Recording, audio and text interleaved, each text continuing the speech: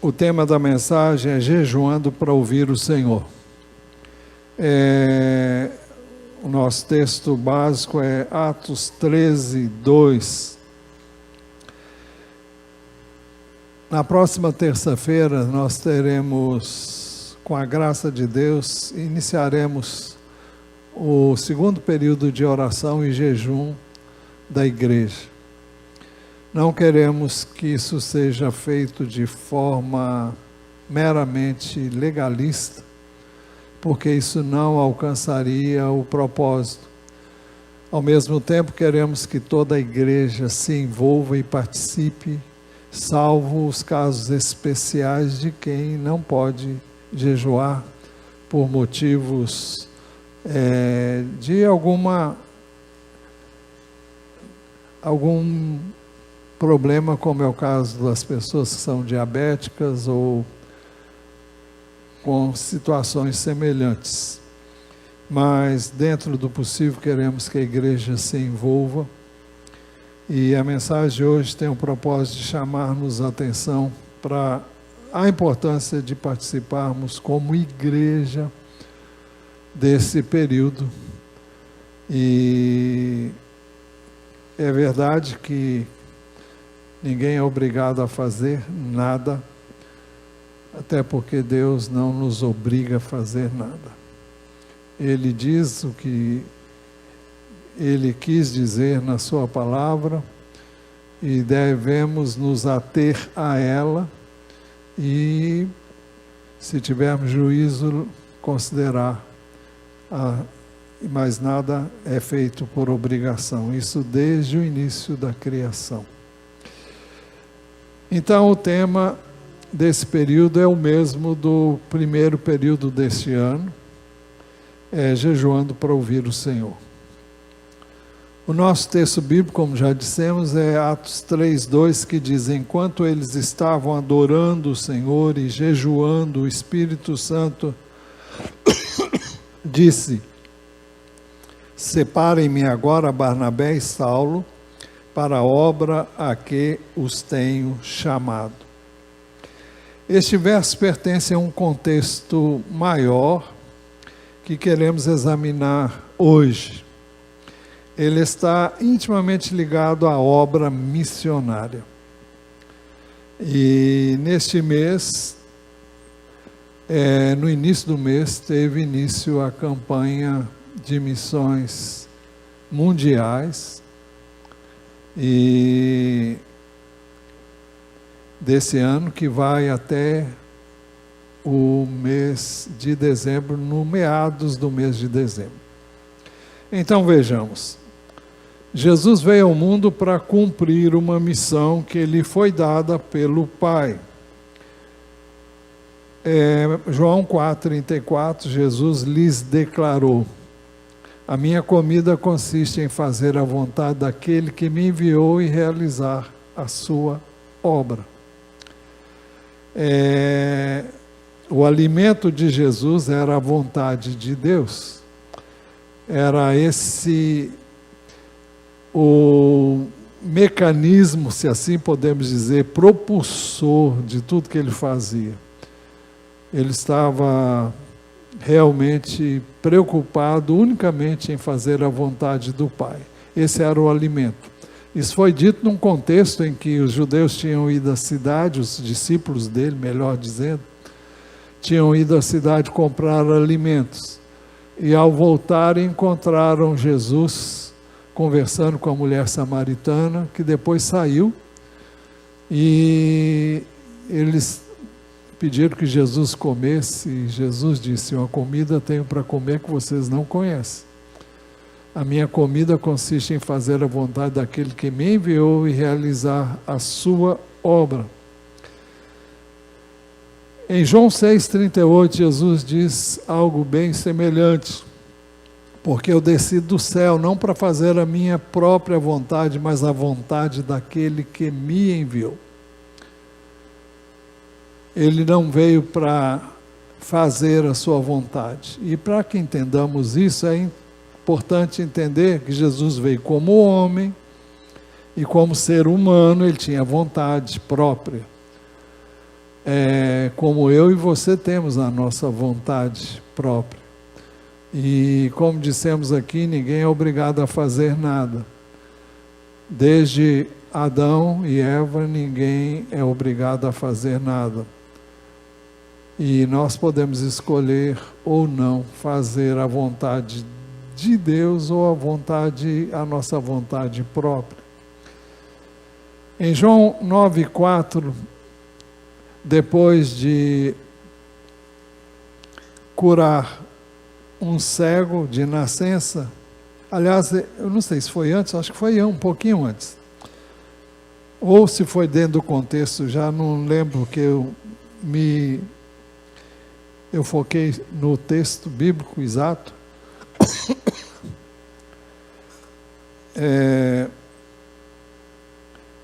João 9,4.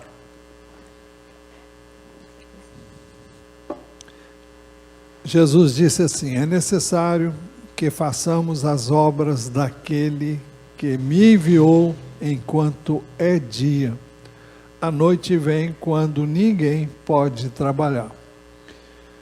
O dia aqui, enquanto nós estamos aqui, vai chegar um momento em que nós não estaremos mais aqui. E enquanto estamos aqui, enquanto é tempo, enquanto temos oportunidade, nós devemos fazer as obras daquele que o havia enviado, que era o Pai, né? É necessário, ele não diz isso apenas acerca dele, mas ele disse isso acerca de todos nós. É necessário que façamos as obras daquele que me enviou enquanto é dia. A noite vem quando ninguém pode trabalhar. Isso diz respeito não apenas a Jesus, como enviado do Pai, mas com relação a todos nós, porque ele disse: é necessário que façamos. E esse verbo está no plural. Jesus veio como enviado. Eu disse como apóstolo do Pai. Hebreus 1, 2, a primeira parte do verso 2, verso 1 e a primeira parte do verso 2 dizem assim: por isso, santos irmãos, vocês que são participantes da vocação celestial, considerem atentamente o apóstolo e sumo sacerdote da nossa confissão, Jesus. Jesus, o qual é fiel àquele que o constituiu, diz o verso 2, a primeira parte. Estávamos vendo aqui na escola bíblica dominical o significado da palavra apóstolo. Nós estávamos falando sobre os diáconos, mas a questão dos apóstolos surgiu.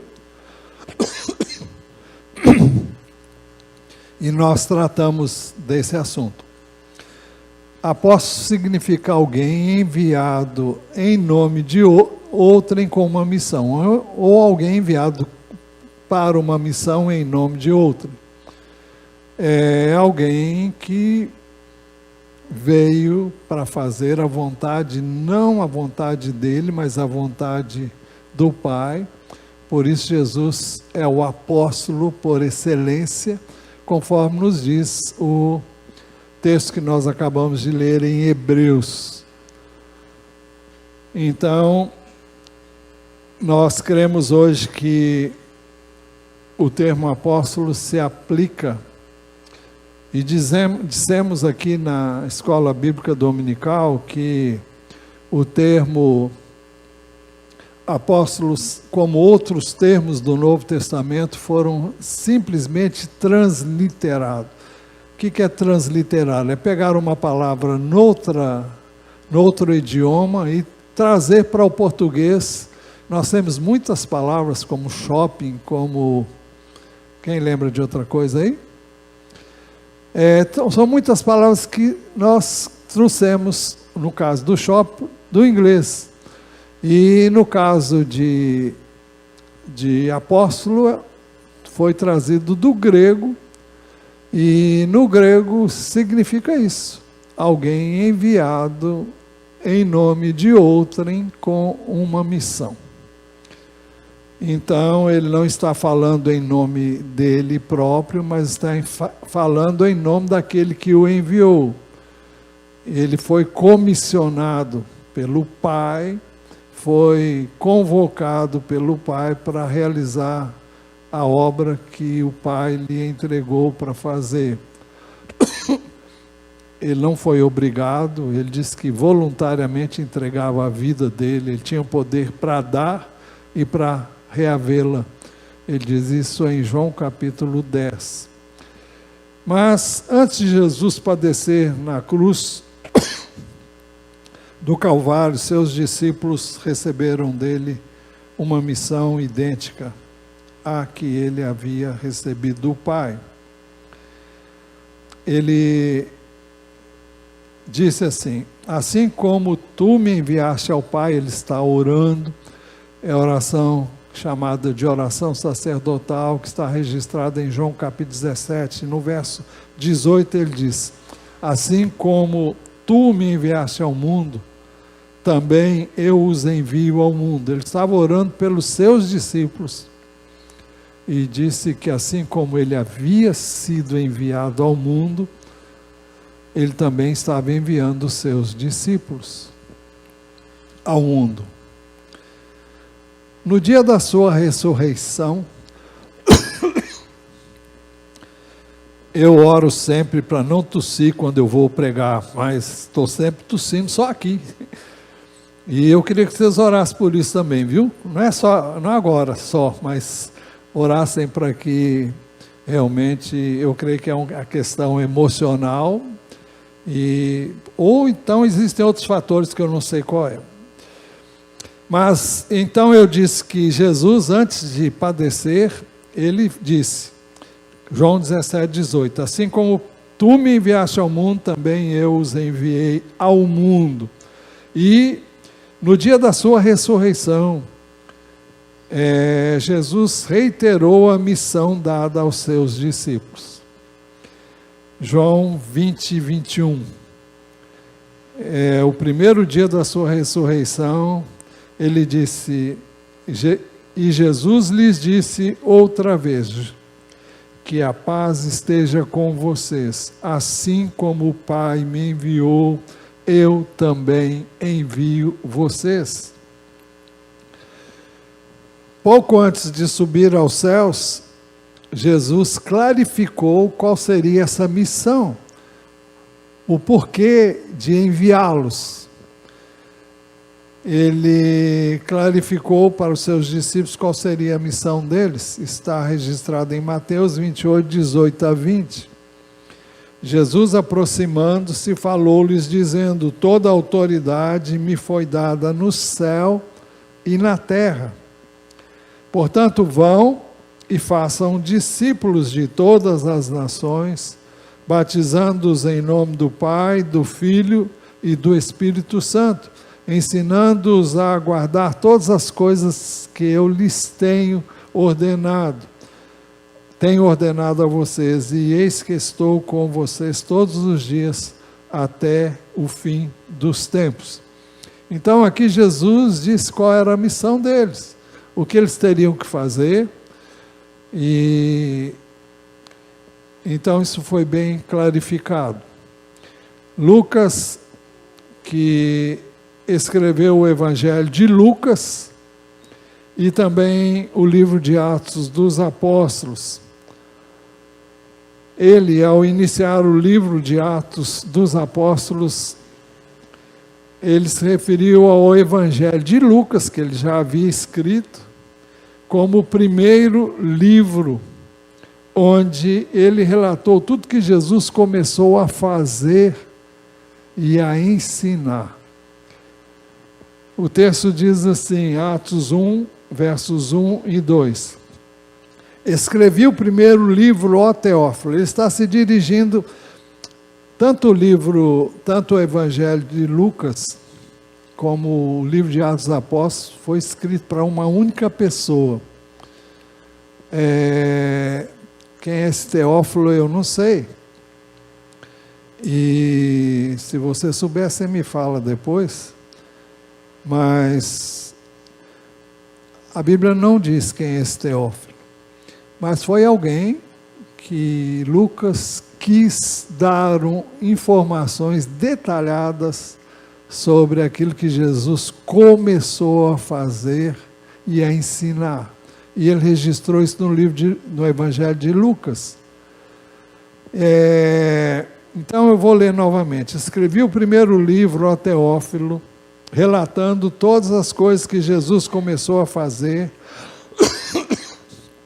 e a ensinar, até o dia em que foi elevado às alturas, depois de haver dado mandamento por meio do Espírito Santo aos apóstolos que tinha escolhido. Então, é muito significativa essa declaração, porque ela fala daquilo que Jesus começou a fazer e a ensinar. Então Jesus começou uma obra que não terminou com ele, mas teve início com ele. Então ficamos sabendo que a missão de Jesus teria continuidade com os seus discípulos, como retrata o livro de Atos. Jesus afirmou que a missão dos discípulos teria início em Jerusalém. Lucas 24, 46 a 48. E disse-lhes: assim está escrito que o Cristo tinha de sofrer, ressuscitar dentre os mortos no terceiro dia, e que em seu nome se pregasse arrependimento para a remissão de pecados a todas as nações, começando em Jerusalém. Vocês são testemunhas destas coisas. Eu vou repetir.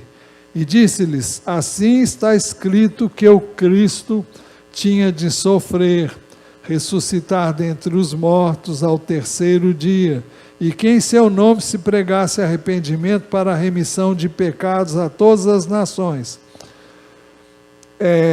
Isso está registrado nas páginas do Velho Testamento, se não me engano, não sei. Quando eu preparei a mensagem, eu sabia, agora eu não sei mais. Mas está lá, não é difícil de você achar, só a Bíblia tem uma referência de onde está isso. E ele acrescentou, começando em Jerusalém. Então Jesus disse claramente que a missão deles começaria em Jerusalém. É possível que eles não tivessem a mínima noção do que Deus faria através dos seus discípulos, em uma proporção muito superior em termos numéricos ao que Jesus fez. Porque Jesus era um.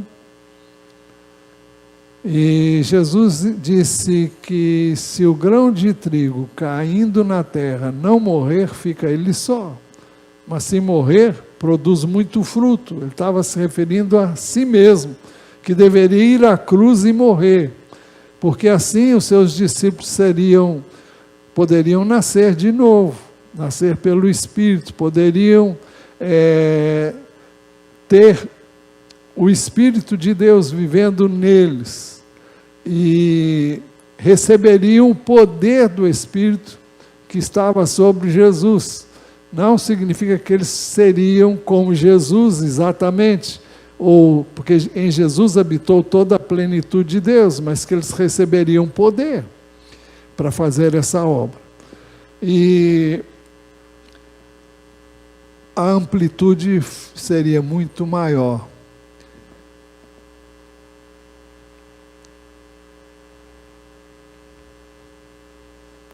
Depois, Jesus afirmou isso ao dizer o que foi registrado em Atos 1:8, que é exatamente sobre esse poder que eles receberiam para fazer cumprir essa missão.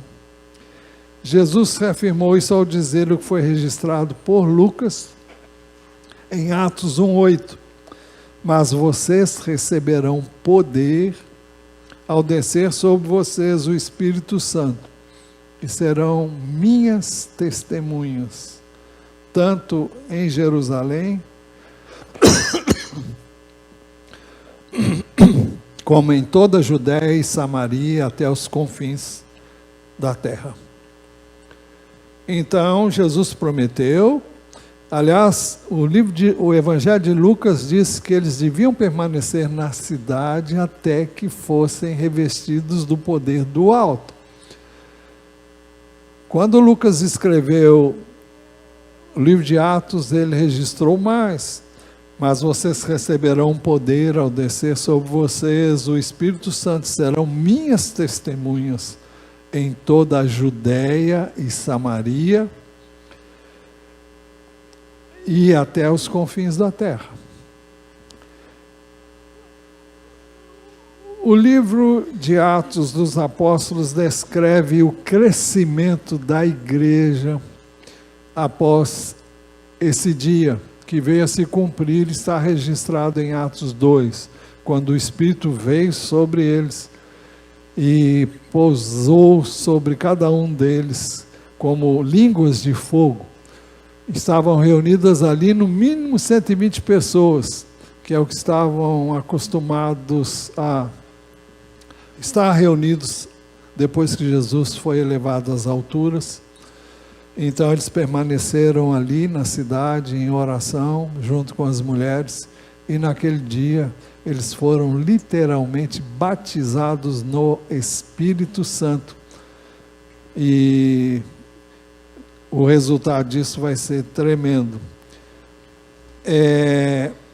Atos 2:41, eu só vou registrar trechos pequenos. Se você quiser, depois você examina o texto todo.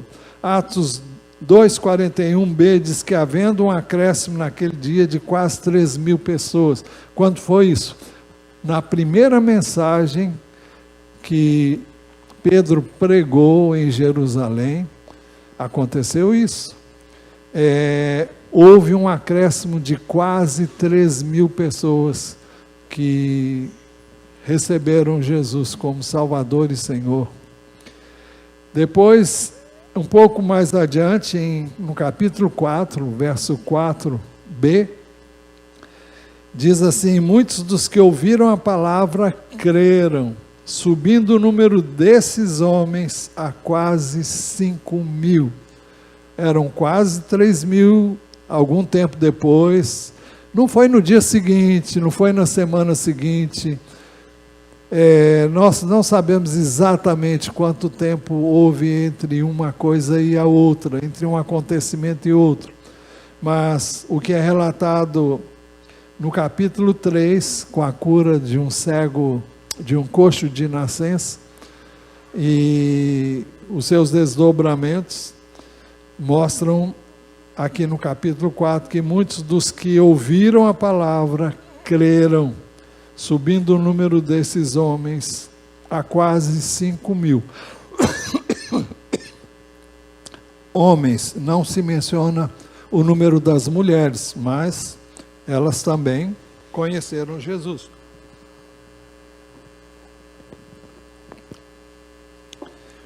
Depois, no capítulo 6,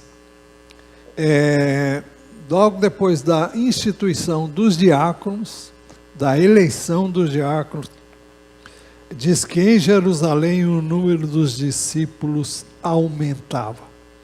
Daí por diante não se fala mais em números, o que nos faz entender que não havia como contar, porque o número era muito grande. Mas até então a igreja permanecia em Jerusalém. Então veio a perseguição à igreja em Jerusalém por causa de Estevão. Alguns judeus de fala grega contenderam com Estevão, e o assunto foi levado ao Sinédrio, e eles acharam por bem que Estevão era digno de morte. Depois de ouvi-lo naquilo que ele testemunhou acerca de Jesus e do que mostrou da dureza de coração deles. Então, todos pegaram em pedras e o apedrejaram e ele morreu. E a partir daí houve uma perseguição imensa contra a igreja em Jerusalém. Atos 8, 1b, registra-se naquele dia, o dia que Estevão foi martirizado, teve início uma grande perseguição contra a igreja em Jerusalém. Todos, exceto os apóstolos, foram dispersos pelas regiões da Judéia e da Samaria. Vocês lembram que Jesus disse que eles receberiam poder ao descer sobre eles o Espírito Santo, eles seriam suas testemunhas, tanto em Jerusalém como em toda Judéia e Samaria. Lembram disso? Então, eles foram dispersos nas regiões da Judéia e Samaria. Eles estavam em Jerusalém, estavam ali muito bem, crescendo, mas a perseguição fez com que todos fossem dispersos, exceto os apóstolos. Então, esse trabalho que veio a ser desenvolvido depois, não foi desenvolvido pelos apóstolos, mas foi desenvolvido pelos outros, que compunham a igreja em Jerusalém, que eram milhares. E eles foram dispersos pelas regiões da Judéia e Samaria. Mas Atos 8,4 diz que enquanto isso, os que foram dispersos iam por toda parte pregando a palavra. Estavam sendo perseguidos, fugiram de Jerusalém, mas por onde iam, eles pregavam a palavra. Em Atos 9, nós temos um encontro que o perseguidor mor da igreja tem um encontro com Jesus e se converte a Jesus. Eu me refiro a Saulo de Tarso, que perseguia ferozmente a igreja e deu o seu sim para a morte de Estevão. Isso é relatado no final do capítulo 7 e início do 8.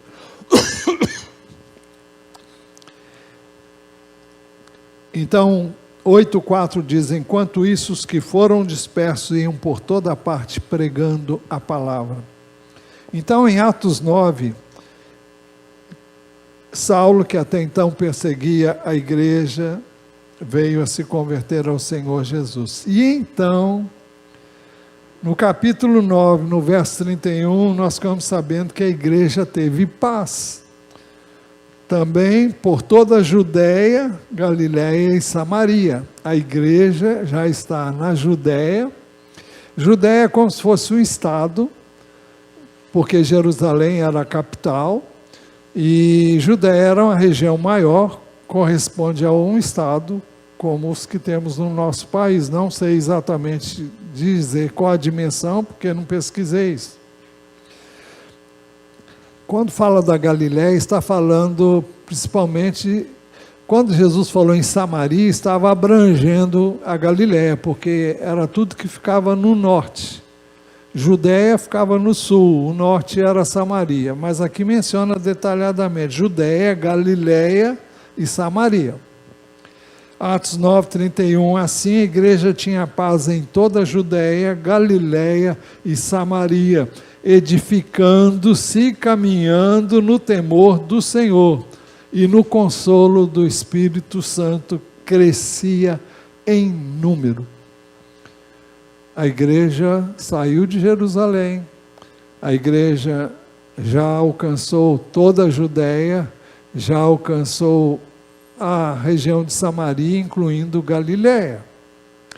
Dentre os dispersos por causa da perseguição levantada contra a igreja por causa de Estevão, alguns foram mais longe. Os primeiros desafios, Samaria, Judéia e Samaria, já não vou dizer que estavam totalmente alcançados, mas o evangelho chegou lá e a igreja estava crescendo. A promessa de Jesus era o seguinte: mas vocês receberão poder ao descer sobre vocês o Espírito Santo, serão minhas testemunhas, tanto em Jerusalém como em toda a Judéia e Samaria e até os confins da terra. Mas a promessa incluía então o que estava faltando aqui, para cumprimento dessa promessa, até os confins da terra. Observe que não foram os apóstolos que foram a essas regiões, eles ficaram em Jerusalém. Mas a igreja que havia se multiplicado, então está exercendo o seu papel, que é o de testemunhar de Jesus, no poder do Espírito Santo. Se você tem medo de falar de Jesus, eu não vou dizer que é fácil falar de Jesus, não é. Mas busque ser batizado no Espírito Santo. Não vamos falar sobre isso agora. Uma das próximas lições da Escola Bíblica Dominical será esse tema. Não propriamente o batismo, é sobre o Espírito Santo, e nós vamos chegar lá no batismo no Espírito. Então a promessa de Jesus incluía os confins da terra. E então em Atos 11, nós temos o registro do Evangelho começando a alcançar os confins da terra. A missão que Jesus havia dado aos seus discípulos começou a alcançar os judeus nos confins da terra. Atos 11, 19 diz assim: os que foram dispersos a partir da perseguição que começou com a morte de Estevão, se espalharam até a Fenícia, Chipre e Antioquia. Eram outros lugares, outras nações, outros povos. Agora, o que eles estavam fazendo? Eles não anunciavam a palavra a ninguém, senão que não fosse judeus. Ainda estavam com a mente ainda bem reduzida nessa área, e alguns não ousaram falar senão aos judeus. Mas logo também o Evangelho começou a alcançar os gregos nos confins da terra. Atos 11, 20. O verso seguinte diz assim: alguns deles, porém, que eram de Chipre, não tinham preconceitos, não tinham reservas quanto a isso, e de Cirene. Cirene ficava no norte da África. Só que eles estavam em Jerusalém quando foram dispersos, e eles... O texto diz: alguns deles, porém, que eram originalmente de Chipre e de Cirene, e que foram até Antioquia. Eu devia ter trazido um mapa, não trouxe, mas já é outra.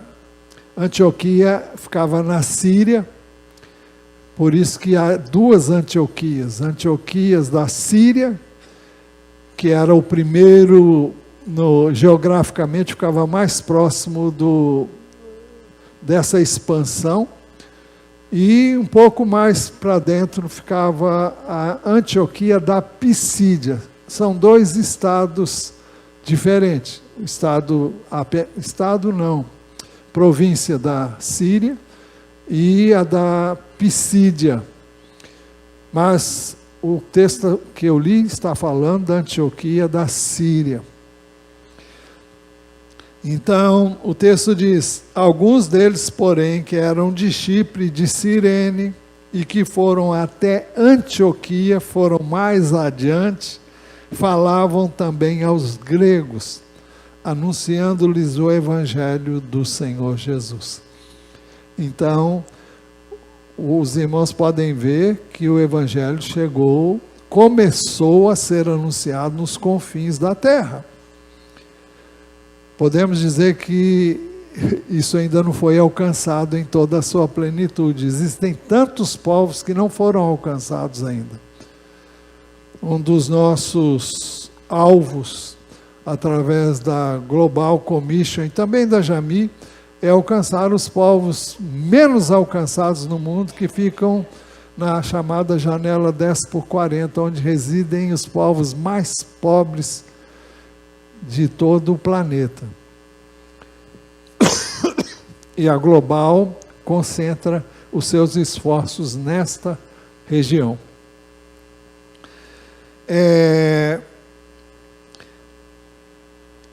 Antioquia da Síria, onde alguns que eram de Chipre e de Cirene foram, viria a ser um centro de envio de missionários aos gentios espalhados por todo o mundo. Barnabé havia sido enviado pela igreja de Jerusalém para acompanhar os novos decididos. Barnabé é mencionado no livro de Atos dos Apóstolos. Eu já me esqueci, hoje a gente viu isso aonde? Capítulo 4? Capítulo 4? Atos 4. Deixa eu me ver bem.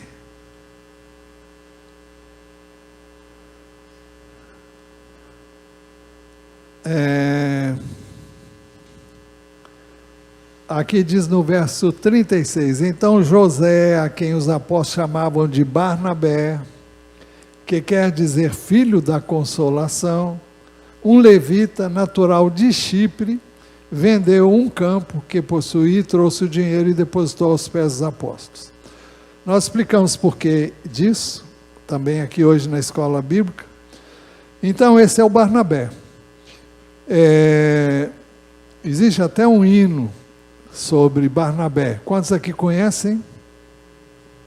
Tá, alguns poucos conhecem. É um cântico muito bonito e de uma expressividade tremenda. Seria bom que se ensaiasse esse hino. Eu me lembro aqui dá um pouquinho, mas não vou conseguir falar tudo. Então vou evitar de falar, de cantar. Mas é muito lindo e fala do caráter de Barnabé. E então Barnabé foi enviado pela igreja de Jerusalém, pelos apóstolos, para acompanhar os novos decididos. Os apóstolos ficaram em Jerusalém, então mandaram Barnabé lá. Olha, ele era de Chipre, o evangelho estava chegando nessas regiões, então ninguém melhor do que ele para ir lá ver o que está acontecendo e como as coisas estão acontecendo. Então, o texto diz em Atos 11, 22, a notícia a respeito deles, isso é, do fato deles terem chegado a essas regiões, chegou aos ouvidos da igreja que estava em Jerusalém e enviaram Barnabé até Antioquia. Pois bem, Barnabé começou um trabalho em Antioquia, mas ele viu que o trabalho era extenso demais, porque muita gente estava se convertendo. E então ele decidiu ir até Tarso, chamar um camarada chamado Saulo de Tarso. E o texto diz em 11:26, aliás aqui eu só vou dizer, pensei que tivesse selecionado o texto, mas um pouco antes fala dele ir até lá para buscar Saulo.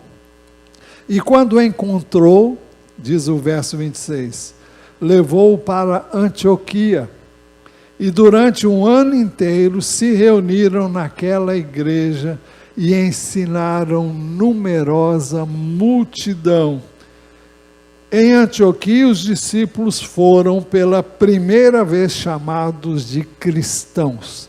Então, o termo cristãos, para os seguidores de Jesus, foi instituído pela primeira vez na igreja de Antioquia, uma igreja gentia, composta de gregos, e eles foram ali chamados de cristãos. Veja, e quando o encontrou, levou-o para Antioquia. Barnabé foi em busca de Saulo. E durante um ano inteiro se reuniram naquela igreja e ensinaram numerosa multidão. Pois bem, é nesse contexto que Barnabé e Saulo, membros da igreja de Antioquia, são chamados para irem mais longe ainda. Atos 13, 1, diz assim: havia na igreja de Antioquia profetas e mestres. Barnabé, Simeão, chamado Níger, Lúcio de Cirene, Manaém, que tinha sido criado com Herodes, o tetrarca, e Saulo. Aqui fala de profetas e mestres que existiam nessa igreja.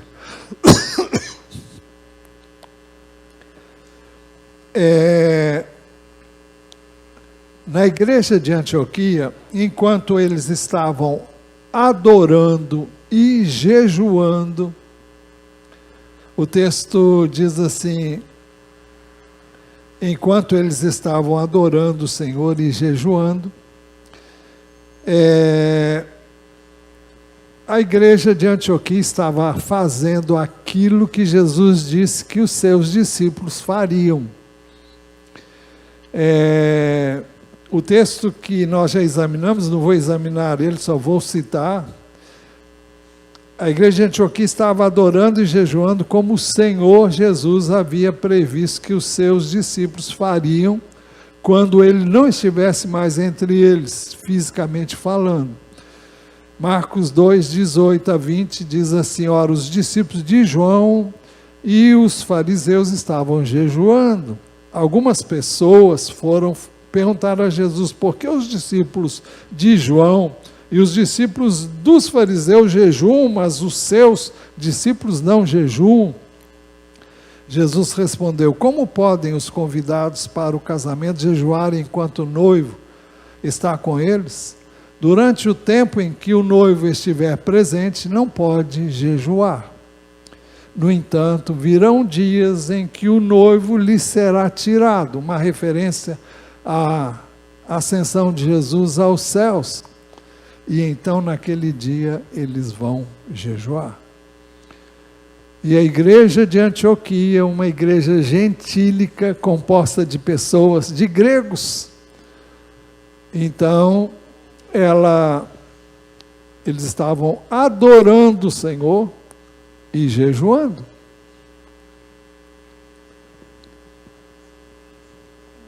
O Senhor Jesus, pelo Espírito de Deus, falou à igreja de Antioquia, separando então Barnabé e Saulo para irem mais longe. Foi nesse contexto de adoração e de jejum que o Senhor separou Barnabé e Saulo. Observe que o nome Barnabé inicialmente vem sempre em primeiro lugar, depois o de Saulo, porque ele era o mentor, ele era quem estava à frente, era o líder, né? Enquanto eles estavam adorando o Senhor e jejuando, o Espírito Santo disse: separem-me agora Barnabé e Saulo para a obra a que os tenho chamado. Então nós temos aqui um chamado. O Espírito de Deus falou, talvez através de um profeta, ali havia profetas e mestres, e falou profeticamente, aquilo que normalmente chama de profecia, mas não foi profecia. Esse termo, alguns entendem como uma palavra seria palavra de sabedoria,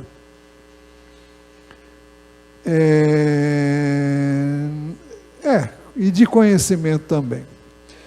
Então, alguém falou em nome do Espírito de Deus, e eu quero dizer uma coisa para você, já falei isso aqui em várias ocasiões aqui na IBD, e no discipulado.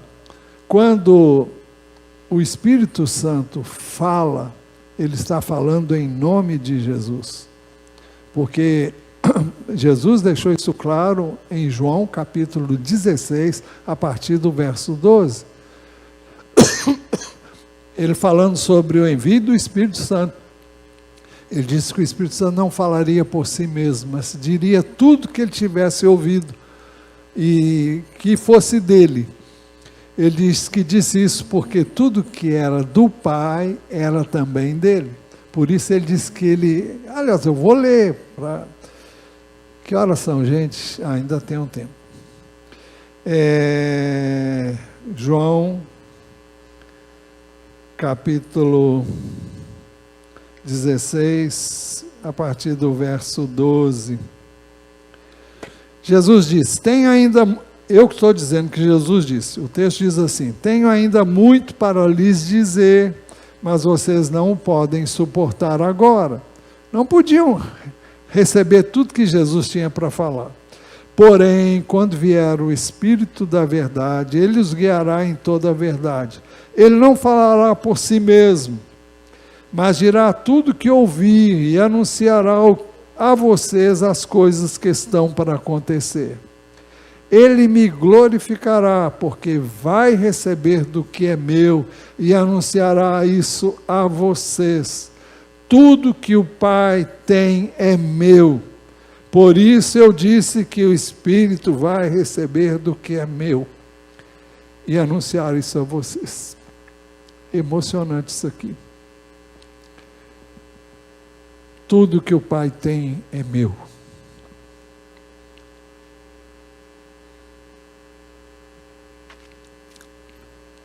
Por isso eu disse que o Espírito vai receber do que é meu e anunciar isso a vocês.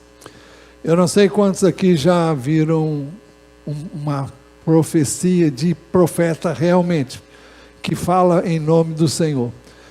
É o Espírito de Deus que toma a pessoa e ele fala em nome do Senhor. Assim diz o Senhor. É claro que nem toda a profecia tem que ter essa introdução, mas é assim que acontece. Ele fala em nome do Senhor e temos a confirmação aqui nas Escrituras. Então, o Senhor Jesus, pelo Espírito de Deus, falou à igreja de Antioquia, separando Barnabé e Saulo para irem mais longe. Enquanto eles estavam adorando o Senhor e jejuando, o Espírito Santo disse, separem-me agora Barnabé e Saulo para a obra que eu os tenho chamado. Então a igreja de Antioquia, em obediência à direção do Espírito de Deus, depois de jejuar e orar, vejam, eles estavam adorando e jejuando, mas eles não interromperam o jejum, mas continuaram jejuando e orando. O texto diz, então jejuando e orando, e impondo as mãos sobre eles, os despediram. Também aqui na EBD hoje nós falamos sobre o significado da imposição de mãos.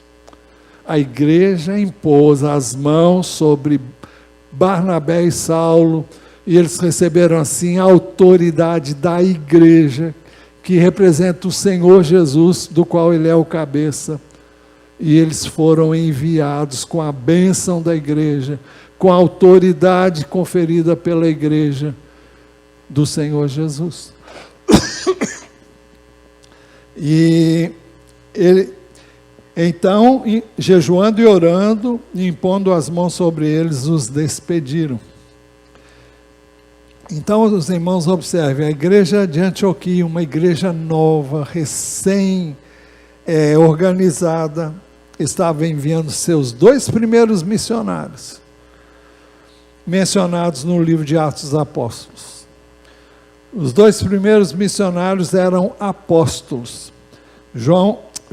Atos capítulo 14, versículo 14, diz assim, porém, ouvindo isso, os apóstolos Barnabé e Paulo, então, eu disse no início que A palavra apóstolo significa alguém enviado em nome de outrem com uma missão. E discutimos aqui sobre o termo que é muito usado hoje em alguns lugares para apóstolo. Apóstolo é alguém enviado com uma missão em nome de outrem. Quem comissiona é o Senhor. E normalmente são desbravadores, vão a lugares onde o evangelho ainda não chegou, e eles vão ali para começar do nada a obra missionária, e é o que fazem os verdadeiros missionários. E eu entendo que esse é o trabalho de apóstolo, que foi transliterado como apóstolo, mas é aquele que foi enviado em nome de outro, como Jesus foi.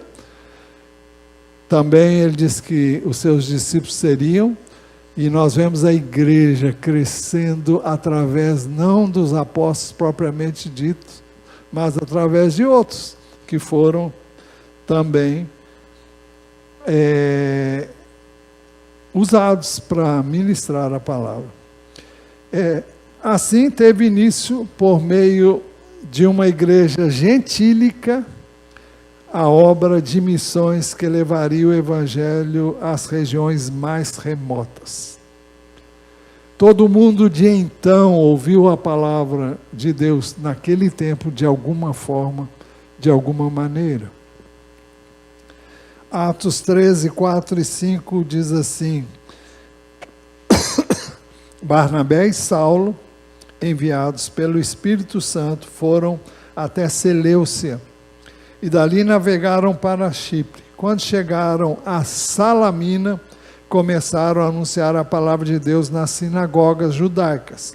Tinham também João como auxiliar. O apóstolo Paulo, junto com Barnabé, isso foi a tática deles e de Paulo em todo o tempo. Ele sempre, quando chegava a uma cidade, ele procurava uma sinagoga. Por quê? Na sinagoga, as pessoas conheciam o Velho Testamento, e ele pregava que Jesus era o cumprimento das Escrituras do Velho Testamento, mostrando que ele era o Messias prometido por Deus. E alguns aceitavam e outros não. Depois de algum tempo, eles eram quase sempre expulsos da sinagoga, e eles iam pregar para os gentios propriamente ditos. E isso aconteceu é narrado ao longo de todo o livro de Atos dos Apóstolos. A partir de Atos 13, 9, Saulo teve o seu nome mudado para Paulo. Atos 13, 9a diz assim: mas Saulo, também chamado Paulo, cheio do Espírito Santo. Então, a partir de então, ele começa a ser chamado de Paulo, e os irmãos vão observar no livro de Atos, ele toma o primeiro lugar, porque por alguma razão ele quase que assume a liderança do trabalho missionário. Então a igreja de Antioquia foi o ponto de partida de todas as 3 viagens missionárias do apóstolo Paulo. A primeira viagem missionária que começou em Antioquia, como narrado no capítulo 13 de Atos, terminou também em Antioquia. E por que era assim? Eles saíam, essas viagens duravam meses e anos. Tudo era feito a pé ou através de navios, e eram esses os meios de transportes e de locomoção. Então, essas missões duravam muito. Os irmãos veem que quando Paulo foi chamado por Barnabé para se juntar a ele, eles ficaram 1 ano e tanto lá em Antioquia, até que foram chamados para sair de lá e ir para outros lugares. Na igreja de Corinto, Ele ficou, se não me engano, 1 ano e meio lá, ensinando a palavra de Deus. Vamos ver, a primeira viagem que começou em Antioquia, como narrado no capítulo 13 de Atos, terminou também em Antioquia. Então vamos ver. E tendo anunciado a palavra em Perge, verso 25, foram para Atália, e dali navegaram para Antioquia, onde tinham sido recomendados a graça de Deus para a obra que agora tinham terminado. Quando chegaram a Antioquia, reuniram a igreja e relataram tudo o que Deus havia feito com eles e como tinha aberto aos gentios a porta da fé. Porque eles voltavam ao local de origem para prestar contas, para compartilhar com a igreja que os havia enviado o que estava acontecendo através deles. Não é isso que o pastor lá em José Fernando Barbosa faz aqui de vez em quando? Nós recebíamos mais missionários. Tem muito tempo que quem vem aqui normalmente é o pastor José Fernando Barbosa e o pastor Paulo Mussi. E normalmente eles trabalham 4 anos direto e depois tem um período em que eles podem visitar as igrejas que os sustentam, onde dão relatório. E é o que está acontecendo aqui na igreja de Antioquia. A segunda viagem teve início em Antioquia, como narrado em Atos 16, 36 a 41, e eu não vou ler. E o seu término em Antioquia, como registrado em Atos 18, 21 a 23, se você quiser ver depois. A terceira viagem teve início em Antioquia, conforme o registro de Atos 18, 23, e o seu término com a prisão do apóstolo Paulo em Jerusalém, como narrado em Atos 21, 27. Olha, Paulo teve um ministério talvez de 20 a 30 anos, se tanto, ou não sei exatamente. Mas, então, 3 viagens marcaram o seu ministério. E isso num período de aproximadamente 20 anos no mínimo. Então os irmãos veem como as coisas aconteciam. Não era assim, você pega um meio de transporte aqui, você está lá no outro lado do mundo. Não. Era tudo muito lento, muito demorado. A gente lê nas escrituras, tem a impressão que tudo aconteceu assim rápido, mas não foi assim.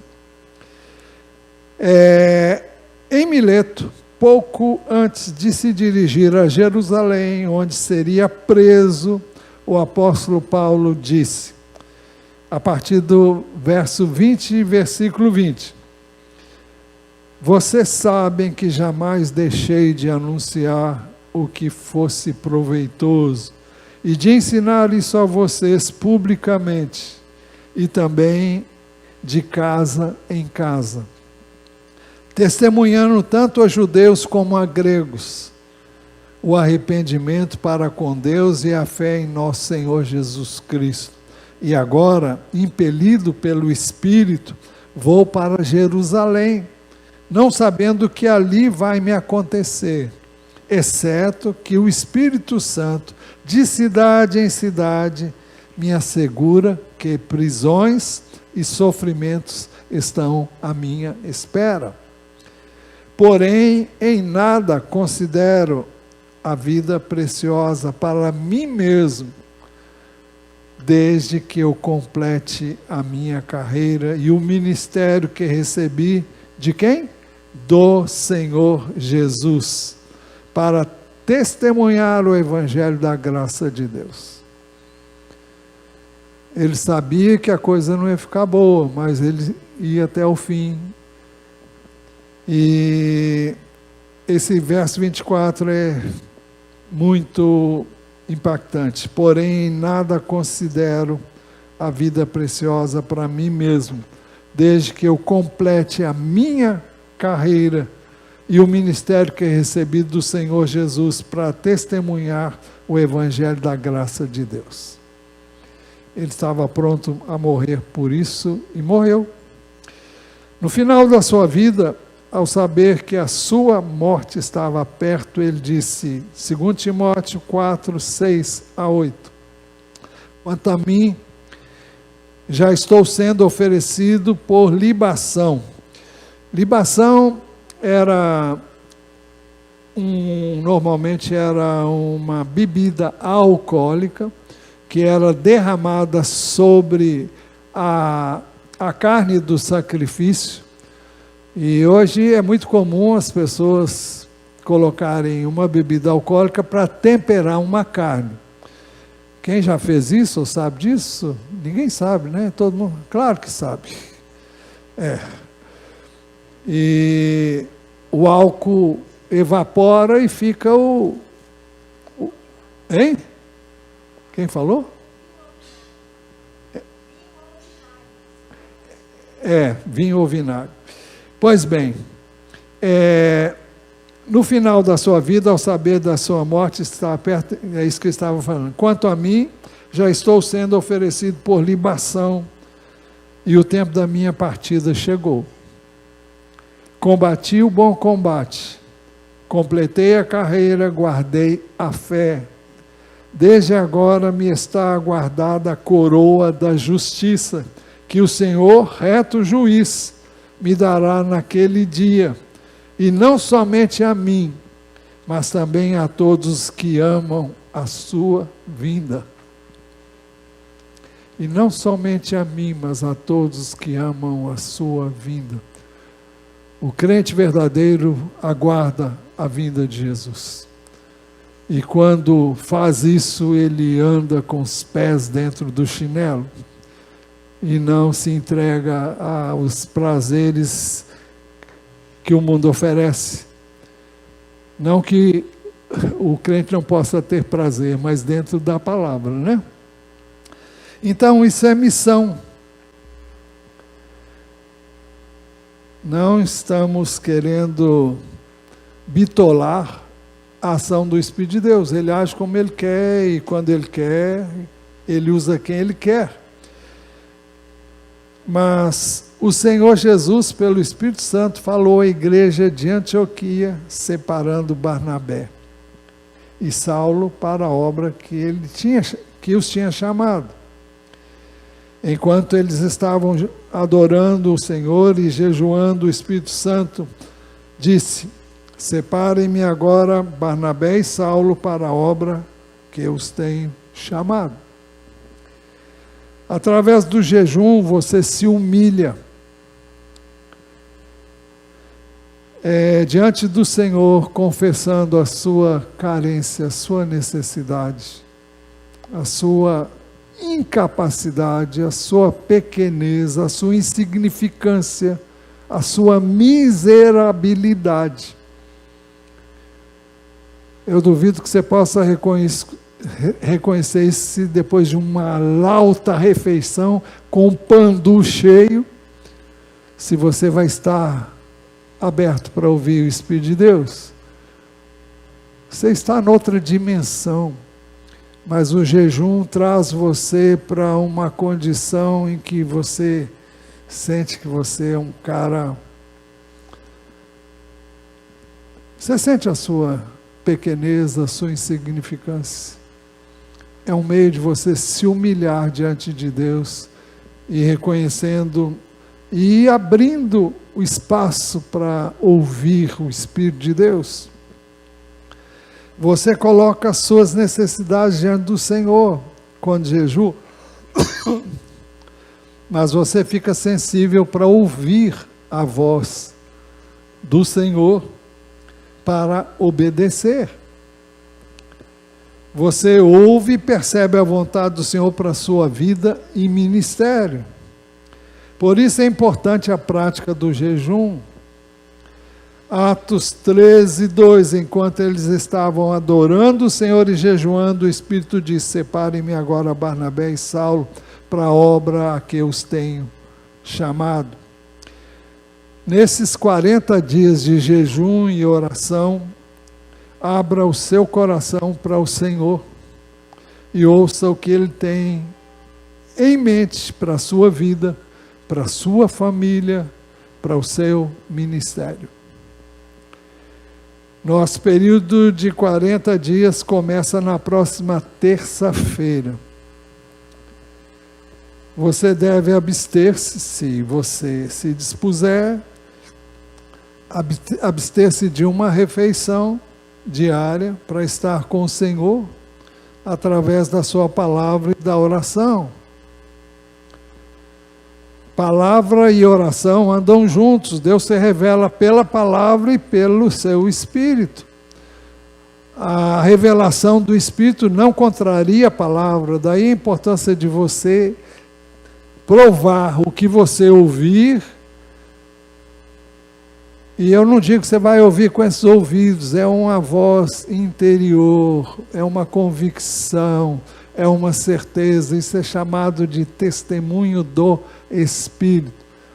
Todos que são filhos e todos que são filhos de Deus, todos que são guiados por Deus são... vamos lá. Romanos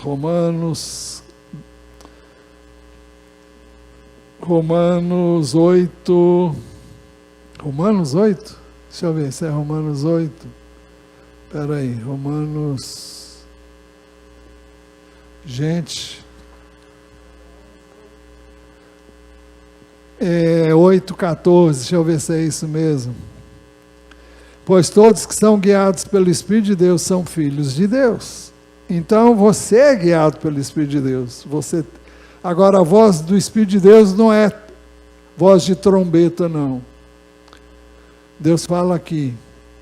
E quando Ele fala, Ele traz a você convicção, traz paz, certeza de que é Ele que está falando. E não há como fugir dessa convicção e dessa certeza. Agora, nenhuma certeza será de Deus se não tiver base bíblica, né? Então, nós temos que lembrar que quando nós jejuamos não é penitência. Os irmãos sabem que algumas pessoas fazem penitência, sobem escadarias, sangram os joelhos, carregam uma cruz nas costas. O Senhor nunca pediu isso de ninguém. Por que você jejua? Para estar com o Senhor, é uma coisa prazerosa.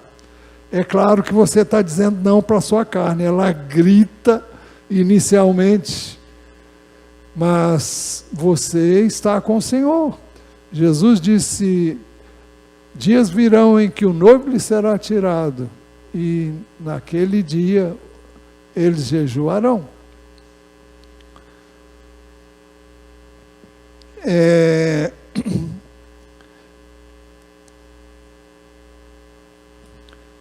Então, você jejua para estar mais sensível ao Espírito de Deus, não como autoflagelo. Não é um autoflagelo. Não é para você se cortar como em alguns lugares do mundo fazem. Não é para se autoflagelar. É para estar com o Senhor. Tem um hino que diz, quão preciosas são as horas na presença de Jesus, comunhão muito deliciosa de minha alma com a luz, os cuidados deste mundo não me poderão. Eu não sei o que diz o resto.